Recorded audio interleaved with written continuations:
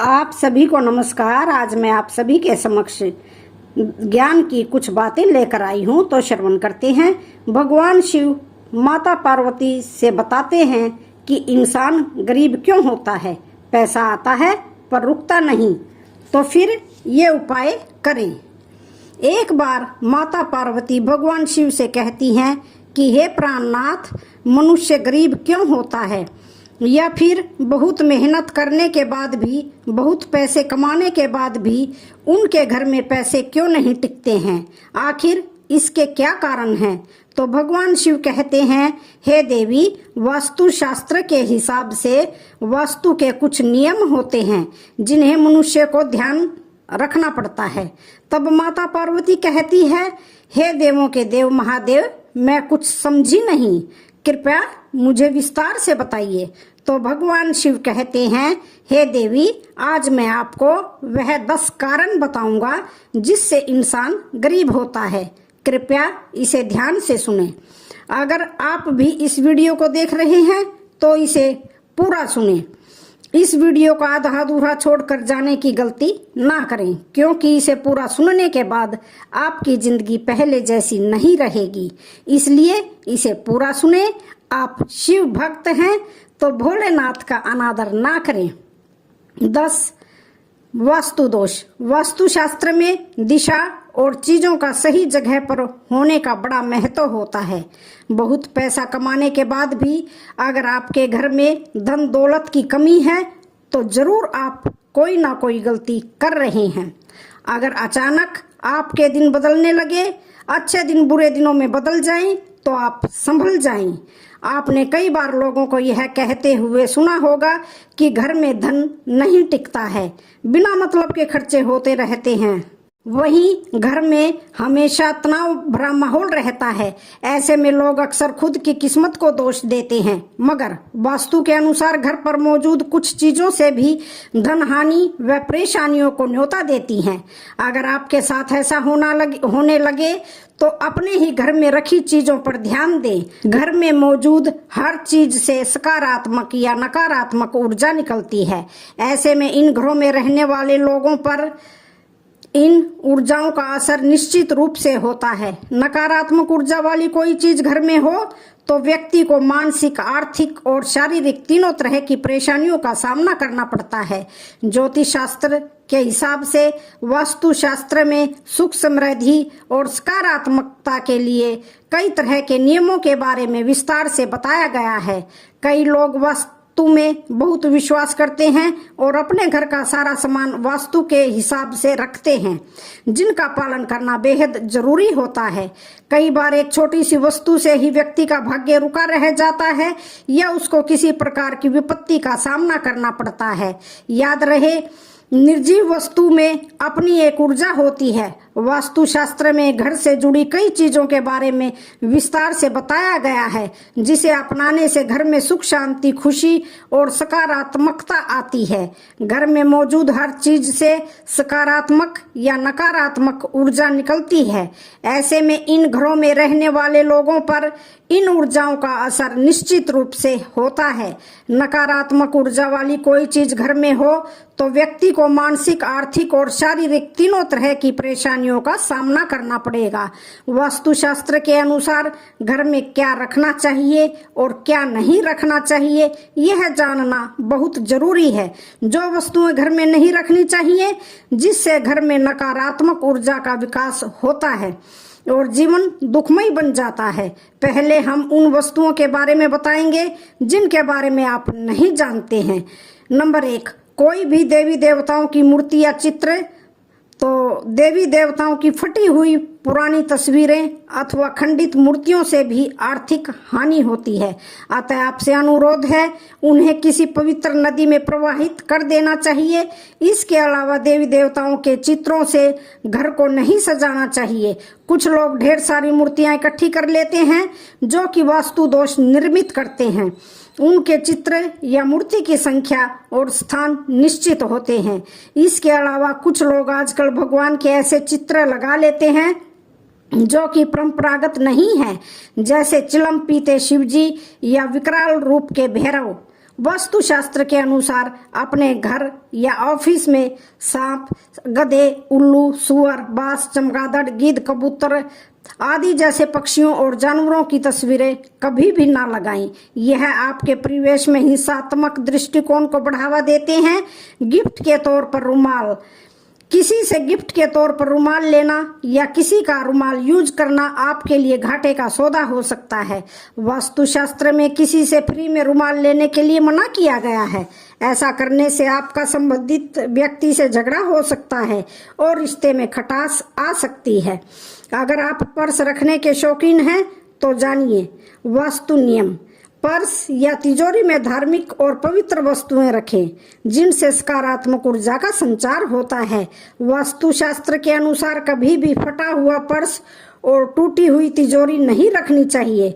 जेब में भी कभी भी फैले हुए पैसे ना रखें। टूटी फूटी चीजें, टूटे फूटे बर्तन, दर्पण, इलेक्ट्रॉनिक सामान, तस्वीर, दीपक, पलंग, घड़ी, झाड़ू, मग, फर्नीचर, चाहे कोई भी टूटे फूटे सामान हो, घर में नहीं रखना चाहिए। इससे घर में नकारात्मक ऊर्जा का निर्माण होता है और सकारात्मक ऊर्जा घर से निकल जाती है और व्यक्ति मानसिक परेशानियां झेलता है। घर में कोई भी टूटा हुआ सामान है तो उसे मरम्मत करवा ले, अन्यथा उसे घर से बाहर फेंक दे। ऐसी वस्तुएं नकारात्मक ऊर्जा पैदा करती हैं। पूजा के कलश खाली रखने में भी लगता है वास्तु दोष। पूजा घर में रखे कलश को कभी खाली नहीं रखना चाहिए। आपको बता दें कि पूजा कलश में ब्रह्मा, विष्णु और महेश का वास होता है। पूजा कलश का संबंध व्यक्ति के जीवन से है, इसलिए पूजा कलश को कभी भी खाली ना रखें। कलश में गंगा जल भरकर जरूर रखें। इससे घर में सुख समृद्धि आती है और उन्नति प्रगति के सभी रास्ते खुल जाते हैं। सजावटी वस्तुएं या कलाकृतियां, कुछ लोग घर को कलात्मक लुक देने के लिए नकली या कांटेदार पौधे लगा लेते हैं। वास्तुशास्त्र के अनुसार घर में कांटेदार पेड़ पौधे ना लगाएं। इससे पारिवारिक संबंधों में भी कांटों की सी चुभन पैदा होने लगती है, जिससे घर के सभी सदस्यों की मति भ्रष्ट हो जाती है। कई लोग पुरानी या फालतू चीजों से भी अपना घर सजाते हैं, जो कि ऐसा करना अच्छा नहीं माना जाता है, जो कि गलत है। ऐसी वस्तुएं घर में नकारात्मक ऊर्जा को बढ़ावा देती हैं। वास्तु के अनुसार जब घर में नकारात्मक ऊर्जा में बढ़ोतरी होती है, इसके साथ ही स्वास्थ्य संबंधी समस्याएं भी हो सकती हैं। यदि कलाकृतियों के नाम पर कुछ ऐसी वस्तुएं या पेंटिंग हैं जिसमें सूखे हुए पेड़ पौधे हो या मानव रहित उजड़ा शहर हो, बिखरा हुआ घर हो, जो मानी तो जाती हैं कलात्मक, लेकिन वास्तुशास्त्र के अनुसार यह सभी नकारात्मक ऊर्जा पैदा करती हैं। मकड़ी का जाला, तो घर में बनने वाले मकड़ी के जाले को तुरंत हटा दें। इनसे आपके अच्छे दिन बुरे दिनों में बदल सकते हैं। ध्यान से देखने पर मकड़ी का जाला घर के कोने कोने में रहता है और उसे हटाना बहुत ही जरूरी है। कुछ लोग उनको हटाने से डरते हैं क्योंकि इससे किसी के घर को तोड़ने का आभास होता है, लेकिन इसे तोड़ना जरूरी है क्योंकि मकड़ी जाला रहने के लिए नहीं, शिकारी को फंसाने के लिए बनाती है। अतः माना जाता है कि यह जाला होना तो अनुचित ही है।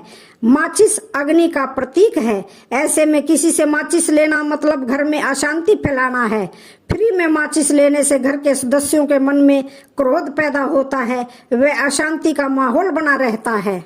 हानिकारक वस्तुएं, घर में ऐसी कई हानिकारक वस्तुएं होती हैं जिसे घर में रखते हैं तो वातावरण विषैला बन जाता है। यह स्थूल रूप से दिखाई नहीं देता, लेकिन हवा का गुणधर्म इससे बदल जाता है। ऐसी कई वस्तुएं होती हैं हमारे घर के आसपास में, जैसे यहाँ वहाँ घर में बिखरी ढेर सारी दवाइयाँ और टॉयलेट क्लीनर, सोप, फिनाइल, जहरीले रसायन, कीटनाशक और मच्छर मारने की दवा। सभी तरह की हानिकारक वस्तुओं के लिए एक स्थान नियुक्त होना चाहिए और वह भी ऐसा जहां वे सुरक्षित रखी हों। ऐसी वस्तुओं के लिए अलग से लकड़ी या लोहे का एक बॉक्स बनवाएं और उसमें रखें, जो किचन और बच्चे और बेडरूम से दूर हों। वास्तु दोष मिटाने के लिए कपूर रखें। यदि घर के किसी स्थान पर वास्तु दोष निर्मित हो रहा है तो वहां एक कपूर की 2 टिकियां रख दें।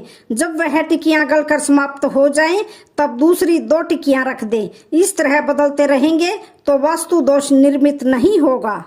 सोफा, कुर्सी और टेबल। घर में टूटी हुई चेयर या टेबल पड़ी है तो उसे घर से तुरंत निकाल दें या फिर उसकी मरम्मत करवा दें। यह आपके पैसों और तरक्की को रोक देती है। सोफा, कुर्सी या टेबल कैसा भी हो, इसका भी वास्तु दोष होता है। यह भले ही सुंदर और साफ हो, लेकिन कभी कभी उनकी बनावट या आकार प्रकार भी घर में नकारात्मक ऊर्जा का विकास करती है।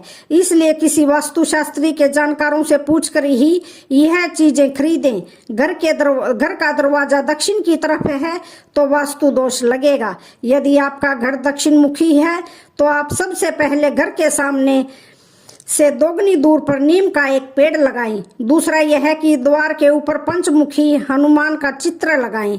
आदम का दर्पण भी लगा सकते हैं। मुख्य द्वार के ऊपर पंच धातु का पिरामिड लगवाने से भी वास्तु दोष समाप्त हो जाता है। गणेश जी की पत्थर की 2 मूर्ति बनवाएं जिनकी पीठ आपस में जुड़ी हुई हो। इस जुड़ी गणेश प्रतिमा को मुख्य द्वार के बीचों बीच चौखट पर फिक्स कर दें ताकि एक गणेश जी अंदर को देखें और एक बाहर को। वास्तु जड़ से खत्म करने के लिए सुंदरकांड या रामचरितमानस का पाठ। घर के वास्तु दोष को दूर करने के लिए समय समय पर रामचरितमानस का पाठ या सुंदरकांड का पाठ करवाते रहें। इससे घर की नकारात्मक ऊर्जा बाहर निकल जाएगी।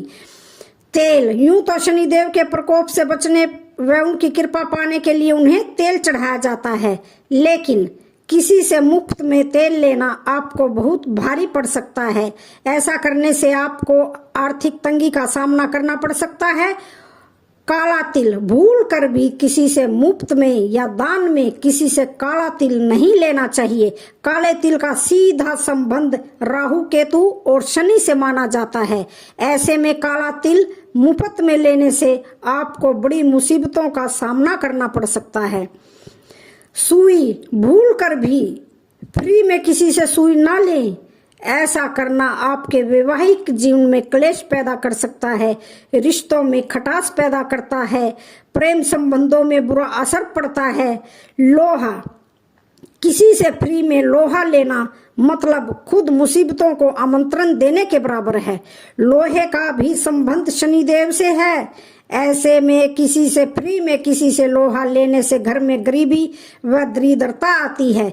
किसी के घर से नमक लाने से क्या होता है, घर में जब अचानक से नमक खत्म हो जाए तो हम पड़ोसी से फ्री में थोड़ी सी मांग लाते हैं, लेकिन यह गलती कभी मत करना। नमक का सीधा संबंध शनि से होता है। ऐसे में अगर आप किसी से मुफ्त में नमक लेते हैं तो आर्थिक तंगी आपको घेर लेगी, स्वास्थ्य पर बुरा असर पड़ेगा और आप पर कर्ज भी बढ़ता जाएगा। उम्मीद है आप सभी को यह वीडियो अच्छी लगी होगी। वीडियो अच्छी लगे तो चैनल को लाइक, शेयर, सब्सक्राइब जरूर करें। धन्यवाद।